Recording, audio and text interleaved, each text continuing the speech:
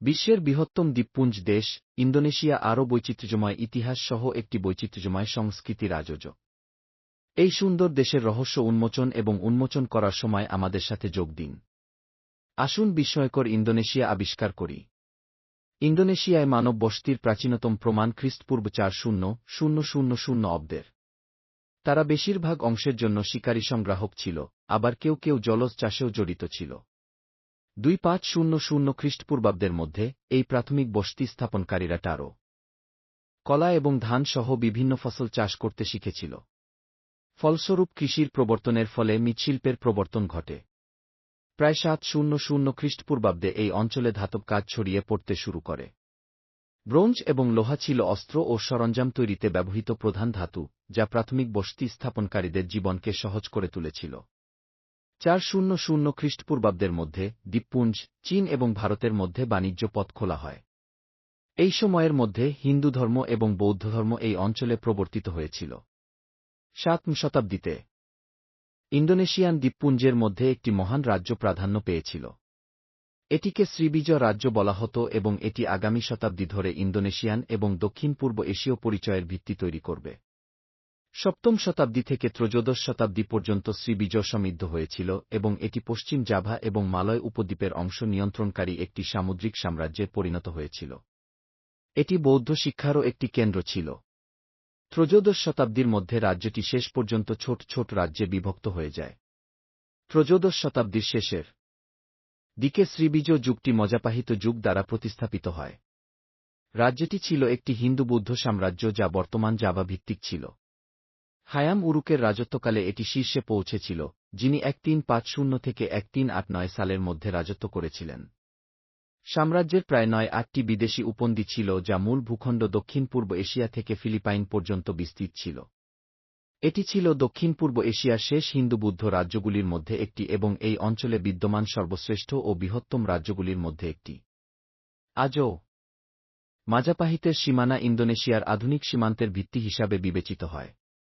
আধুনিক ইন্দোনেশিয়া একটি প্রধানত মুসলিম দেশ। তবে দ্বীপপুঞ্জে কখন ইসলামের বিস্তার শুরু হয়েছিল সে সম্পর্কে কোনো স্পষ্ট প্রমাণ নেই।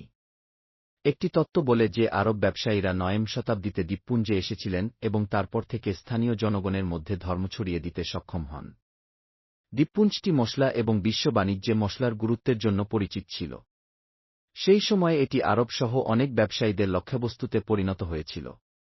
ত্রয়োদশ শতাব্দীর শেষের দিকে সমুদ্র পাসাই এবং পেল্লাক নামে দুটি ছোট মুসলিম বাণিজ্য রাজ্য প্রতিষ্ঠিত হয় এবং পঞ্চদশ থেকে ষোড়শ শতাব্দীতে ধর্মীয় পদক্ষেপের পরিবর্তে রাজনৈতিক পদক্ষেপ হিসাবে ইসলাম অভিজাতদের মধ্যে দ্রুত ছড়িয়ে পড়তে শুরু করে। ১৭শ শতাব্দীতে ডাচ ব্যবসায়ীরা এসে জাভা এবং Maluku দ্বীপপুঞ্জে Dutch east India company প্রতিষ্ঠা করতে শুরু করে। যাই হোক, এই অঞ্চলের অন্যান্য অংশে তাদের খুব কম বা কোনো প্রভাব ছিল না। শেষ পর্যন্ত তারা সুলতান আগুংয়ের মতো স্থানীয় শক্তির সাথে সংঘর্ষে লিপ্ত হয়, যিনি বাটাভিয়ার নতুন ডাচ উপনিবেশ অবরোধ করেছিলেন। যাই হোক, ১৭ শতকের শেষের দিকে এবং ১৮ শতকের গোড়ার দিকে জাভানিজ বিষয়ে ওলন্দাজদের হস্তক্ষেপ বৃদ্ধি পায়। ১৮০৬ সালে ব্রিটিশ ও ওলন্দাজরা বিদেশি বাণিজ্যিক উপনিবেশগুলির উপর নিয়ন্ত্রণ নিয়ে দ্বন্দ্বে জড়িয়ে পড়ে। ১৮১১ সালের মধ্যে ব্রিটিশরা ইন্দোনেশিয়া এবং সমস্ত প্রাক্তন ডাচ হোল্ডিংসের নিয়ন্ত্রণ নিতে সক্ষম হয়। তারা দাসত্ব বিলুপ্ত করে এবং দেশকে প্রশাসনিক আবাসস্থলে বিভক্ত করে।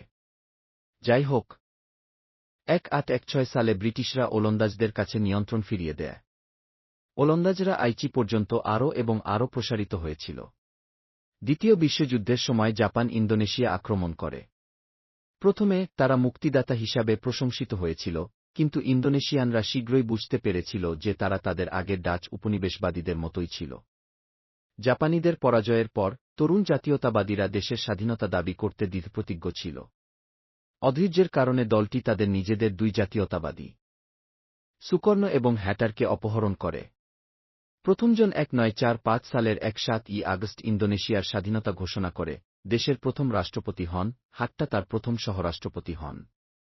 বিশ্বব্যাংকের হিসাব অনুযায়ী ইন্দোনেশিয়ার জিডিপি প্রায় $১.৩ ট্রিলিয়ন। মোট দেশজ উৎপাদনের দিক থেকে এটি দক্ষিণ পূর্ব এশিয়ায় ১ নম্বর স্থানে রয়েছে। দেশটি অপরিশোধিত পেট্রোলিয়াম এবং প্রাকৃতিক গ্যাসের একটি প্রধান রপ্তানিকারক। এছাড়াও ইন্দোনেশিয়া বিশ্বের রাবার, কফি, কোকো এবং পাম তেলের অন্যতম প্রধান সরবরাহকারী। এটি চিনি, চা, তামাক, কোপরা এবং মশলার মতো অন্যান্য পণ্যেরও বিস্তৃত উৎপাদন করে। পূর্বে একটি উচ্চ কৃষি অর্থনীতি, ইন্দোনেশিয়া উৎপাদনের দিকে সরে যায় এবং তার পরিষেবা খাতের উন্নতির জন্য কাজ করে। তবে ইন্দোনেশিয়া কৃষি পণ্যের ক্ষেত্রে তার স্বয়ংসম্পূর্ণতা বজায় রেখেছে। বেশিরভাগ কৃষিজমি ধান বা বিভিন্ন অর্থকরী ফসলের জন্য নিবেদিত। জাভা, বালি, লম্বক এবং সুমাত্রা ও সেলেবসের কিছু অঞ্চলে নিবিড় চাষাবাদ সীমাবদ্ধ। যদিও পতাকার কোনো স্পষ্ট প্রতীক নেই, তবে এটি মজাপাহিত সাম্রাজ্য পর্যন্ত খুঁজে পাওয়া যায়। লাল এবং সাদা রঙকে মা পৃথিবী এবং পিতা আকাশের দ্বৈততায় অস্ট্রোনেশীয় বিশ্বাস হিসাবেও ব্যাখ্যা করা যেতে পারে। ডাচ এবং জাপানি দখলদারিত্বের সময় তরুণ জাতীয়তাবাদীরা এই রঙগুলিকে জাতীয়তাবাদের একটি রূপ হিসাবে ব্যবহার করত, যা দখলদারদের বিরুদ্ধে একটি বিদ্রোহ ছিল। ইন্দোনেশিয়ার রাজধানী জাকার্তা এবং দেশের মোট আয়তন প্রায় 1.9 মিলিয়ন বর্গ কিলোমিটার বা 734,000 বর্গ মাইল। ইন্দোনেশিয়ান দ্বীপপুঞ্জটি তার হাজার হাজার দ্বীপ দ্বারা চিহ্নিত করা যেতে পারে, প্রতিটি ঘন জঙ্গল এবং রুক্ষ পর্বত দ্বারা অধ্যুষিত, লক্ষ লক্ষ বছরের ভূমিকম্প এবং আগ্নেয়গিরির ক্রিয়াকলাপের ফলাফল। দেশে 5টি প্রধান দ্বীপ রয়েছে: সুমাত্রা, জাভা, কালিমান্তান, সুলাওসি এবং পাপুয়া। ভূমিকম্পের ইতিহাসের কারণে ইন্দোনেশিয়ায় হাজার হাজার না হলেও শত শত পাহাড় এবং আগ্নেয়গিরি রয়েছে। সর্বোচ্চ হল পুংকোক জায়া, যা সমুদ্রপৃষ্ঠ থেকে প্রায় 4,900 মিটার বা 1,600 ফুট উপরে অবস্থিত। ইন্দোনেশিয়ার জলবায়ু মূলত গরম এবং আর্দ্র, বেশিরভাগ বৃষ্টিপাত নিচু অঞ্চলে এবং পার্বত্য অঞ্চলে শীতল তাপমাত্রা অনুভব করে। তাপমাত্রা: জাকার্তা, উজুং পাদাং, মেদান, পাদাং এবং বালিকপাপন শহরগুলির গড় সর্বনিম্ন তাপমাত্রা 2-3 ডিগ্রি সেলসিয়াস বা 7-3 ডিগ্রি ফারেনহাইট এবং সর্বোচ্চ তাপমাত্রা 30 ডিগ্রি সেলসিয়াস বা 8-6 ডিগ্রি ফারেনহাইট। দেশের মোট জনসংখ্যা 2.2 মিলিয়ন। যদিও জনসংখ্যার অধিকাংশই জাভানিজ, দ্বীপে অন্যান্য জাতিগত গোষ্ঠীও রয়েছে, যার মধ্যে রয়েছে সুন্দানিজ, মালয়, বাটাক ইত্যাদি। ফলস্বরূপ, দেশে 700টি তালিকাভুক্ত ভাষা রয়েছে, যা একটি দেশে কথ্য সর্বাধিক ভাষার দিক থেকে পাপুয়া নিউ গিনির পরে দ্বিতীয়। ইন্দোনেশিয়া বিশ্বের দুটি জনসংখ্যা গোষ্ঠীর মিলনস্থলে অবস্থিত, পশ্চিমে এশীয় এবং পূর্বে মেলানেশীয়। এইভাবে ইন্দোনেশিয়ার নীতিবাক্য ভিন্নেকা তুঙ্গাল ইকা বা বৈচিত্র্যের মধ্যে ঐক্য। সংস্কৃতি ও ঐতিহ্য বিভিন্ন জাতিগত গোষ্ঠীর মধ্যে পরিবর্তিত হয়। পাহাড় এবং সমুদ্র একটি প্রাকৃতিক সাংস্কৃতিক বাধা প্রদান করে যা প্রাকৌপনিবেশিক ঐতিহ্য সংরক্ষণেও সহায়তা করে। এর আকারের কারণে 1 টন ইন্দোনেশীয় খাবার রয়েছে যার রেসিপিগুলি স্থানভেদে পরিবর্তিত হয়। যদিও এগুলির প্রত্যেকটির স্বাদ নেওয়া শারীরিকভাবে অসম্ভব হতে পারে, তবে চেষ্টা করার মধ্যে কিছুই নেই। এখানে ইন্দোনেশিয়ার কয়েকটি খাবার রয়েছে যা আপনি উপভোগ করতে পারেন এবং চেষ্টা করতে পারেন। সেখানকার বারবিকিউ প্রেমীদের জন্য, কেন ভাতের কেকের সাথে পরিবেশন করা চীনাবাদাম সস দিয়ে ঢাকা সাটে, মাংসের স্কুয়ারগুলি চেষ্টা করে দেখুন না। আপনি এই সুস্বাদু খাবারটি রাস্তার বিক্রেতাদের দ্বারা যে কোনো জায়গায় বিক্রি করা দেখতে পাবেন। সুমাত্রার একটি ক্লাসিক, গরুর মাংসের রেন্ডাং কেমন হবে? একটি তরকারি কল্পনা করুন, কিন্তু ঝোল ছাড়া। সুমাত্রার খাবার তার মশলাদারতার জন্য পরিচিত, তাই আপনি যখন এটি চেষ্টা করবেন তখন প্রস্তুত থাকুন। সবশেষে, ইন্দোনেশিয়ার জাতীয় খাবারগুলির মধ্যে একটি, নাসি উদুক, অবশ্যই আপনাকে আরও বেশি চাইতে বাধ্য করবে। এটি মালয়েশিয়ার নাসি লেমাকের মতো নারকেলের দুধে রান্না করা ভাতকে ঘিরে আবর্তিত। আপনি যে টপিংস চান তা রাখুন এবং আপনার কাজ শেষ। তবে এটি সাধারণত ভাজা মুরগি, টেম্পে, টুকরো টুকরো আমলেট এবং অ্যাঙ্কোভির সাথে পরিবেশন করা হয়। আপনি কি উল্লিখিত কোনো খাবার চেষ্টা করে দেখতে চান? যদি তাই হয়, তাহলে আমাদের জানান যে আপনি কোনটি চেষ্টা করবেন এবং যদি অন্য কোনো খাবারের কথা উল্লেখ করতে চান, দয়া করে সেগুলি মন্তব্য বিভাগে শেয়ার করুন। অবশ্যই, ইন্দোনেশিয়া বেশ কয়েকজন বিশিষ্ট ব্যক্তির আবাসস্থল, যাদের মধ্যে কিছু ঐতিহাসিক, কিছু সাংস্কৃতিক, সকলেই গুরুত্বপূর্ণ।